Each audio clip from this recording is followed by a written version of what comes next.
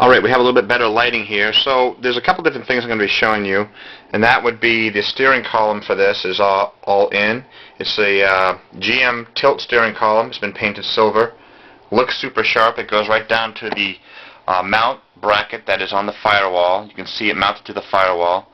You'll see a lot of Line-X behind that on the firewall, obviously, and nicely painted and restored bracket that the pedal assembly is affixed to, as well as the clutch assembly. So that looks fine. So that's one thing to note. One of the things is the key on the GM column. It's not located on the column, and what we've done is we put it into a brand new key here right on the dash, so the starting will be right there at the ignition on the dash. And we're cutting into the wiring harness, and you'll see a spade type connector. That's this one right here, this long one, that plugs into the steering column to give you turn signal and horn and things of that nature. That goes into this female portion, male portion, and these raw ends are what we're going to be basically taking in the odometer gauges, and we've selected the ProComp gauges, and I feel like I'm working with a flashlight here, but a little dark, ProComp, ultra light, and we'll be using, that's an oil, that'll be water, and that'll be volts. We're also going to be putting into the dash this right here. Now, we have 3 openings. I'm not sure if we're going to be using exactly 3 openings and 3 altogether, but there's a pyrometer and a fuel gauge also right there. And we're also going to be having a speedometer and a tachometer there. So that's another thing that we'll be harnessing in here. So that looks fine. We're getting those all lined up. And one of the things that we are going to be making a change on, we will not be using this saddle tank. The customer wants to go back to the stock fuel tank, which will be the cover there. And also we'll be running the stock fuel cell in the back, doing that also. So right now this is still in here, but you know, in a few minutes we could have it out. We're just using it as a platform in order to do the assembly here.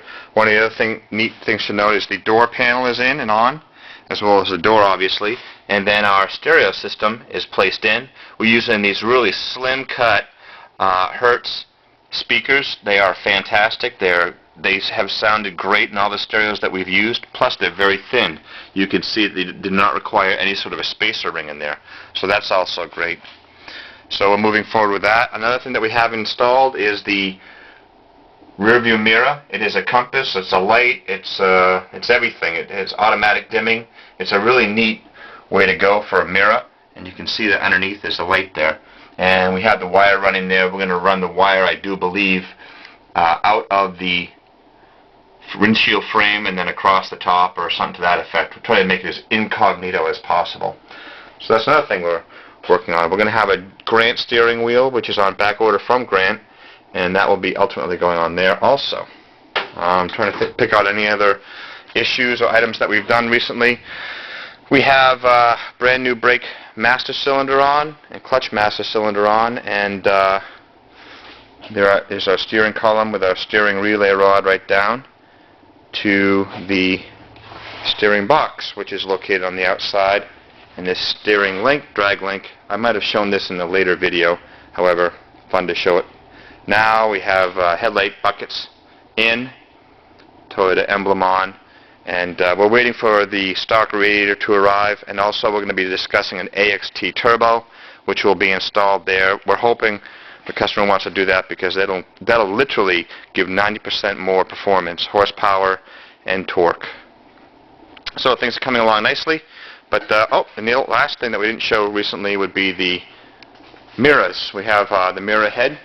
This is a traditional older style mirror, as well as the arm, an extension arm. As you can see, it goes in and out, and it sits and it mounts on the windshield frame via the bracket there.